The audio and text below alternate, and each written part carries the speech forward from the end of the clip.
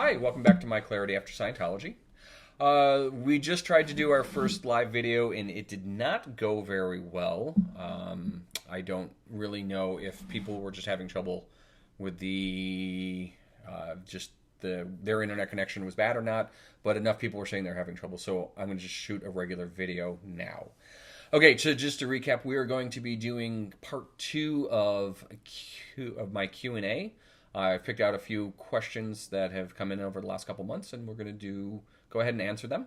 Some very good questions we picked out as well.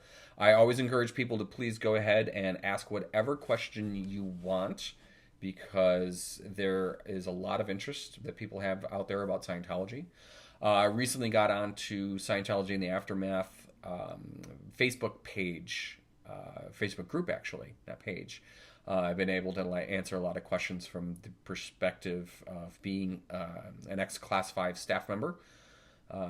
Those who don't know what that is, basically the general churches you find in Detroit, New York, Atlanta, Los Angeles, San Francisco, Los Angeles, all over the world, really. Those are the people that feed people up to the flags and the AOLAs and ASHOs and that sort of thing.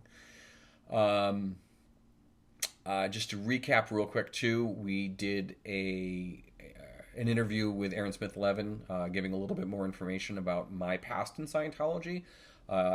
We had a lot of very, very, very good feedback from that, so please take a few minutes and watch. Well, it's an hour and a half. Go ahead and watch that. We also did a little bit more technical interview with him on Wednesday, so please go ahead and watch that as well. So let's go ahead and get started. This is like take 3 doing this video because we're having a little difficulty, but we'll figure out the whole live thing. And we will have this up this evening as well. It's being that it is Sunday night. Okay, so the first question is Sandy Grubb, and those who have already seen me say this twice, thrice, maybe is good luck. Okay, this is a video I did about PTSness, potential trouble source, and how Scientology uses PTSness to, I feel that they use PTSness to hold people down and keep them basically in place. Actually, it was a good video. It was one of my favorite ones that I got to do. A lot of experience studying PTSness. I had done one of the highest courses you could do on it, and would be quote unquote be considered then, not now, but an expert in the particular subject. So they write, when you went over the PTS list, I keep thinking that he, LRH, or L. Ron Hubbard, is describing himself. What this person is referring to is the 12 points of the social and antisocial personality. Saying that they're calling it the PTS list, I'm referring to the antisocial personality. L. Ron Hubbard writes out 12 different points that point out what makes up the 12 general characteristics of a suppressive person. The idea is that you take these 12 points, you look at them. If a person fulfills the majority of them, the majority of the time, then you're pretty much dealing with somebody who's an antisocial personality. And this person is referring to that list and saying that he keeps thinking that he, LRH, is describing himself. And that is actually a really interesting point, because in doing my research that I have been doing about L. Ron Hubbard, he was not really the most stable human being that he made himself out to be. I know for years, listening to the different stories about that he tells, and that management had propped him up, being an expert in 12 different skill sets, and almost referring to him as a doctor, but then finding out but then when you read into what they're writing, he never finished college. He was an explorer, but he only did one expedition. He was in the Navy, but he wasn't in command like he says he was. He actually lost his command. So, yeah, the person that he says he was and the person he really was were two different things. So, yeah, he could be talking about himself. But again, too, we all have these particular characteristics depending on the day we're having. I mean, watch my video and to get a little bit more clarification on that, because we all fit into these different 12 characteristics. But is it the majority of the time? David Miscavige, on the other hand, that'd actually be an interesting video to sit down and do. Maybe Aaron would want to do an interview on it. I think we'd have a lot of fun with that one.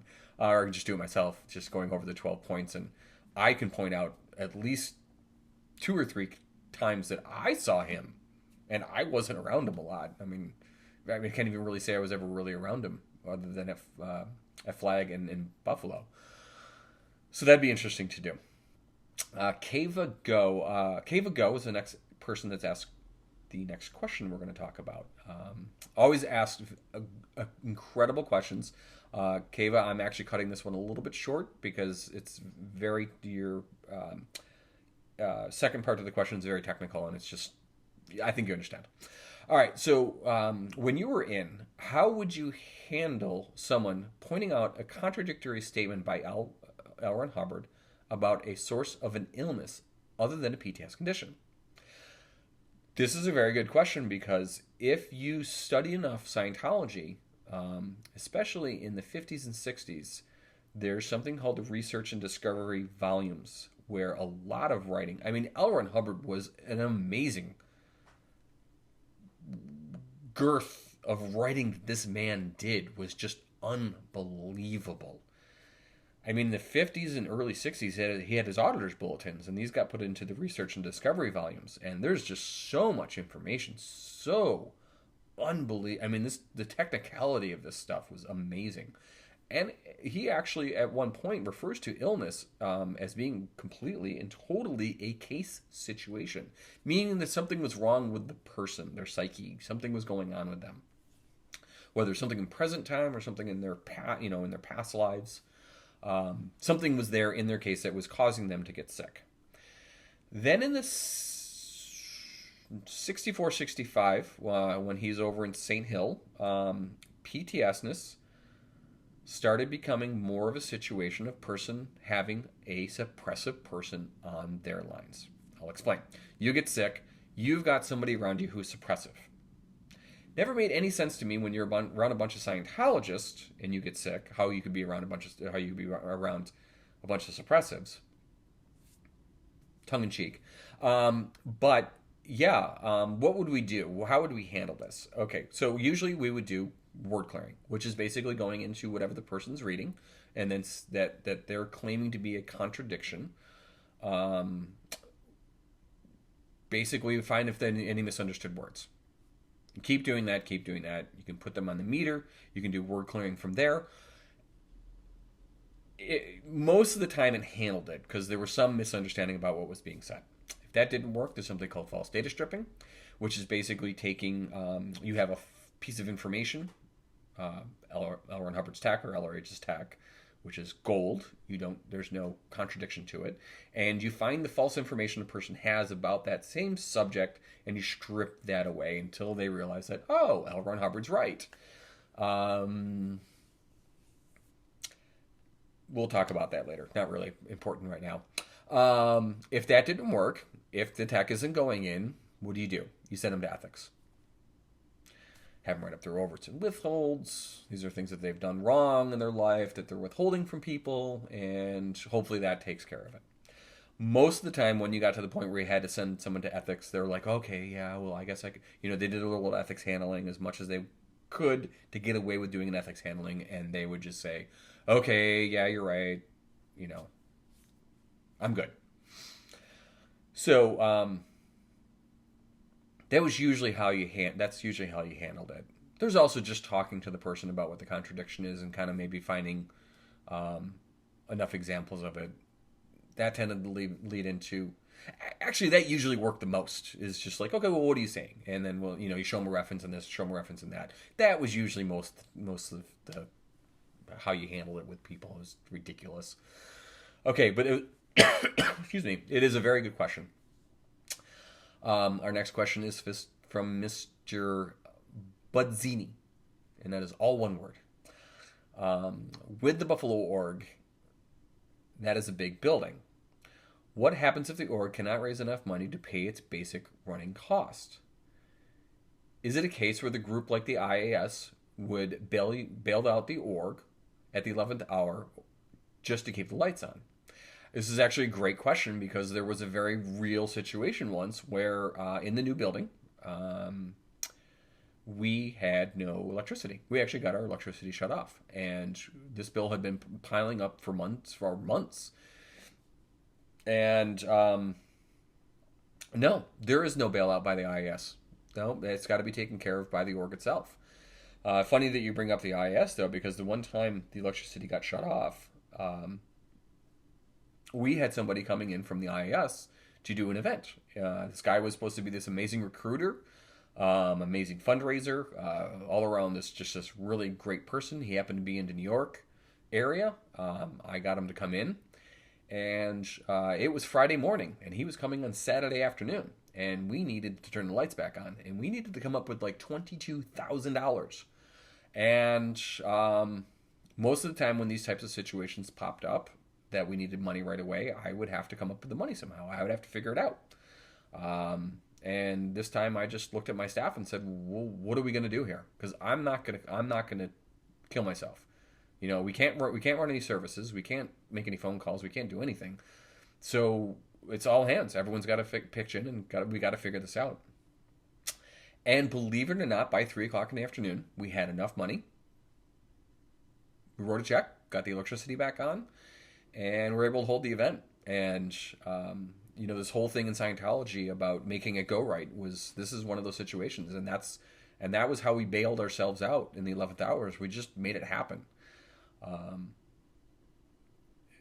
These were always very stressful times, but you know, it really proved your resolve as a person to be able to get something like that handled. And we handled it, and it wasn't me. We handled it. The group handled it, and they did an awesome job, and it got done. Okay, Amin Mendaz. I hope I'm saying that right. So one thing you'd mentioned is that you were/are a pre-clear. Didn't realize that you could be a director or boss without first going clear.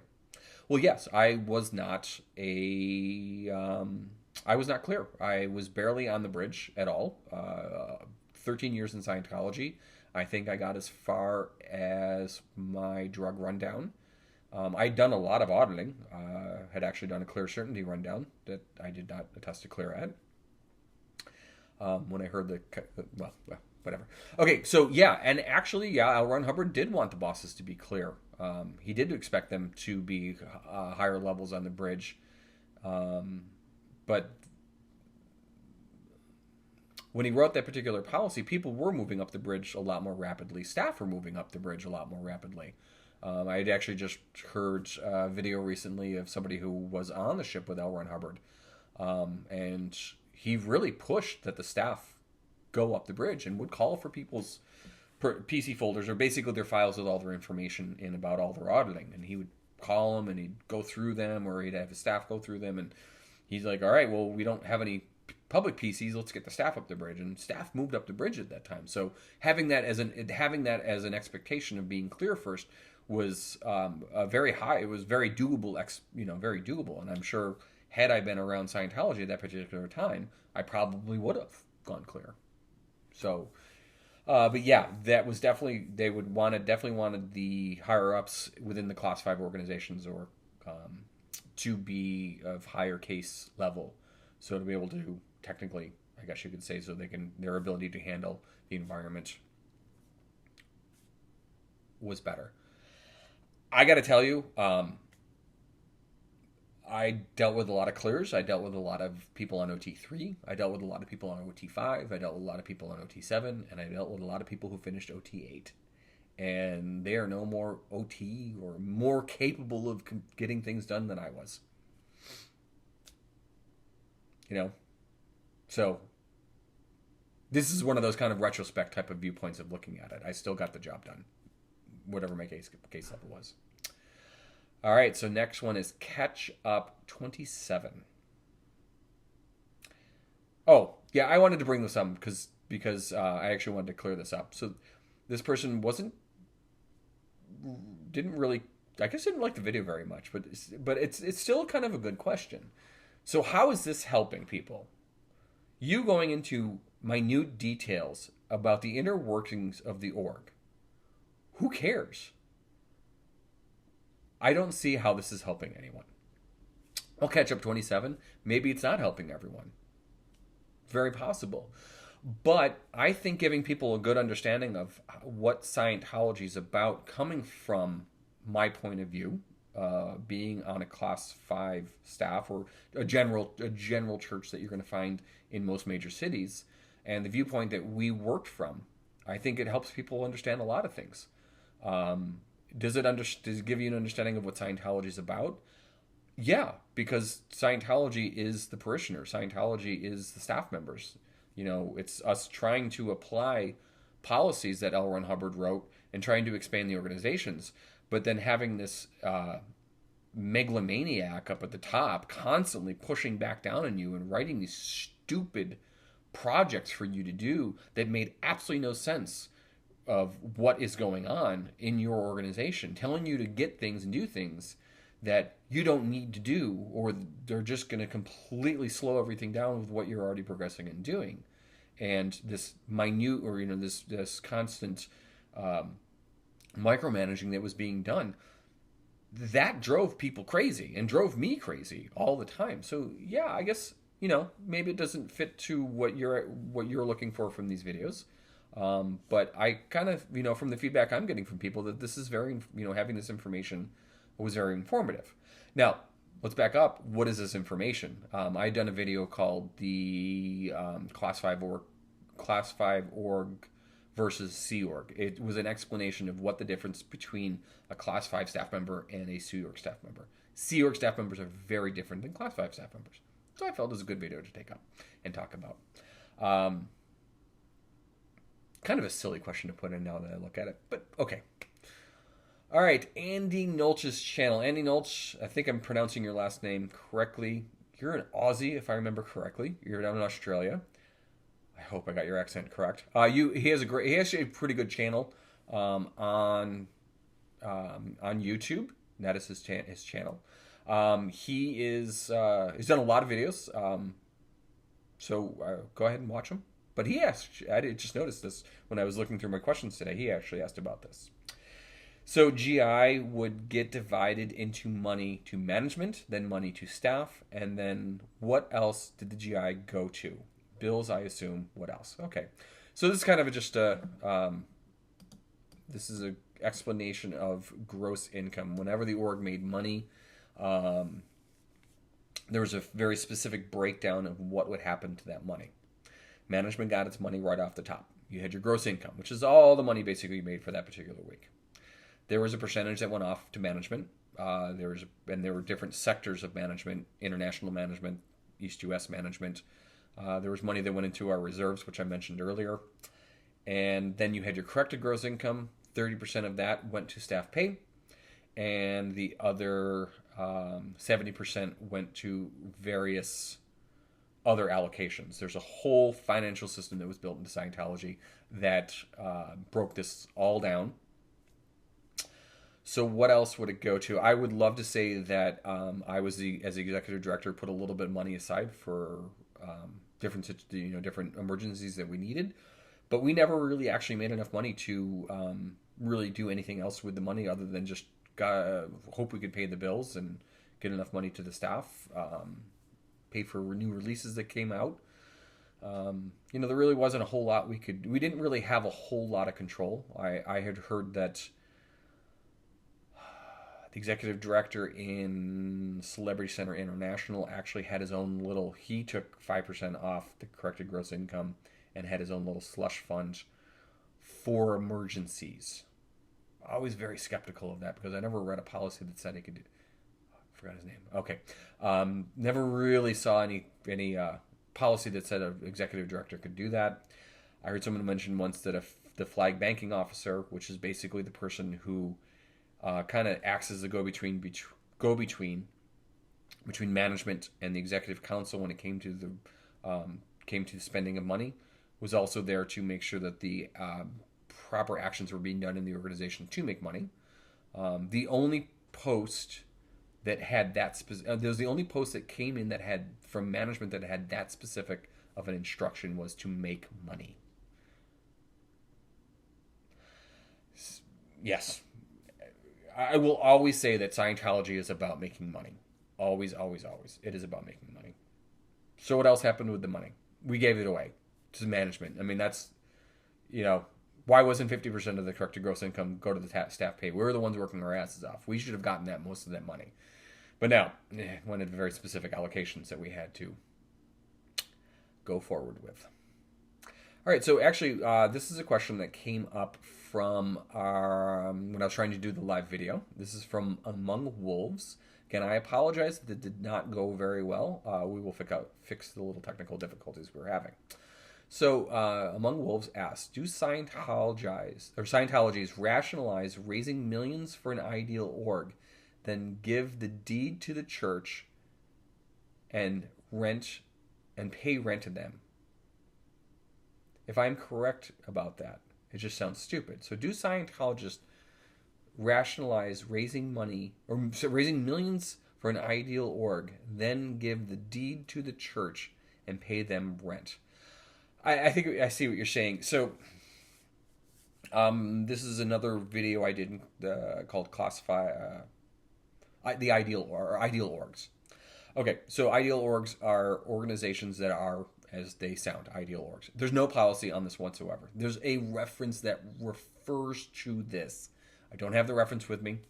I didn't think I was going to bring this up, but there is a reference to an ideal org, meaning an ideal situation. But this is a program that started, I was told, by David Miscavige because of my org in Buffalo. What it is that you set up this big, booming, beautiful 50,000 square foot building. It's got all the particular lines set up properly, the right technology, the promotional videos, the best film rooms, the best course rooms, the best auditing rooms. Everything's perfect. Everything's beautiful. And that's supposed to expand Scientology. Buffalo was very unique because we, like DC, like New York, owned our own building. You have to remember that Scientology organizations, when they all started off as missions. They were independent franchises of Scientology. When they went from being a mission, they became, or a franchise, they became, back in the 70s, a Class 4 organization, now a Class 5 organization. It just refers to the level in which you can deliver Scientology in. But those were all independent organizations that fell under an umbrella of Church of Scientology International. I even think maybe even this Church of Spiritual Technology might have fallen under that umbrella. Don't remember, someone keep me honest, make a comment about that. So what this person is asking is, how do you rationalize millions of dollars being given to purchase these buildings, do the renovations, and then basically turning over the deed to international management? Now, like I said, we actually owned our own building. So when we sold our building to the city of Buffalo after suing them for $750,000, we then turned around and bought a building for $350,000. That's $400,000 that was left over. That money disappeared. No idea where it went. I asked, where's my $400,000? Because I wanted that money to go into renovations. But no. Don't worry about it, Jeff. It's being taken care of. You're going to get a nice flow from management for the building. Blah, blah, blah, blah, blah. And I said, okay, well, now who owns this building? Do we still own the building? Because we did purchase it with our own money from the sale of the building that we owned before. So technically, we should own this. No, management now owns the building. Okay, how does management own the building when we own the building? So basically, what's happened is that management took $400,000 in cash and took the value away from us and gave it to management of the value of the property now. Now we had an assessment done on the building after we did all the renovations, and the building was worth $800,000. So that is like $1 million+ that's $1 million+ that the church basically has as an asset now, plus the $400,000. How do you rationalize that? I don't know. I don't know what really the church's whole point was. What is the point of these buildings, and then you as in the management core of Scientology using that as an asset? I mean, what do you need? What does a church need $3 billion for? Jeffrey Augustine does a great series, Surviving Scientology. He is something called the Money Project. I think it's called moneyproject.org is the website. I think I'll put it in the notes on this particular video. But why do they need that much money? So I see what you're asking among wolves is why do you need why do you need all this money? Why do you need all this value? What is the purpose of all this? What are you going to do with it? I mean, is it? I don't know. I mean, there's so many various ways to look at it. I'd actually seen a website once that said that David Miscavige was worth almost $50 million. I doubt it's true, but if you look at the lifestyle he's afforded, he was in my org in 2004 when we did the grand opening, and I know clothes, and this man was walking around in an Egyptian cotton shirt. He was wearing Italian-styled pinstripe suits worth $4,000 or $5,000 on the retail market. Impeccable shoes, perfect haircut all the time. Yes, an executive should look good. I understand that. But you're paying people $50. I heard it's $100 now. But you're paying your staff $50 a week. Hopefully, sometimes, not all the time, but $50 a week. Your senior execs at Flag, I know, made $65 a week. I actually did audits on their, long story short, but I did audits on the, they're moving over to the financial system, new financial system, and they had everything on paper. So I was helping to do audits with all the information that was being fed into the computer. I would do the audit to find that 1 cent miscalculation. And staff were getting paid, the senior execs were getting paid 65, regular staff were getting paid 50, and RPF was getting paid like 30 or something like that. I don't know. You're going to save people, and you're going to save their lives, and you're giving them a technology that is supposed to make them the most amazing beings in the entire world, and you have this technology that can save people's lives, that can get people off of drugs, that can get people to stop being criminals, to being able to be complete cause over any situation in your life, to make children be able to study and be the most amazing students in the world. And, this... Do you know I've been out of Scientology for 11 years, and I've still never heard one good thing the church has done. I have never read one single freaking article about anything. In fact, The show The Path on Hulu made fun of the church. I mean, about their what they do in their emergency situations with the volunteer ministers, where they made a joke about the religious group that the Path represents, called the Mayans, or the Mayarists, that they got to an emergency situation faster than the Scientologists did. I mean, they actually made that. I mean, they made fun of them. I've never heard anything. So what are you guys doing? What is the whole point of all this? Sorry, my frustration. Okay, so this video will be up shortly just because of the fact of our technical difficulties. I thank you for taking the few minutes to watch this. Please continue to ask the questions. We have a lot of things that we're going to be talking about. Again, I have some possibly even doing little skits soon. We'll see. But that's it for tonight, and I hope everyone... Oh, by the way, I'm wearing my Harvard shirt today because I felt very scarlet because I got a lot of work done this morning. I only went to Harvard to buy a t-shirt. I didn't actually go to Harvard, so don't assume anything out of this. Have a good night.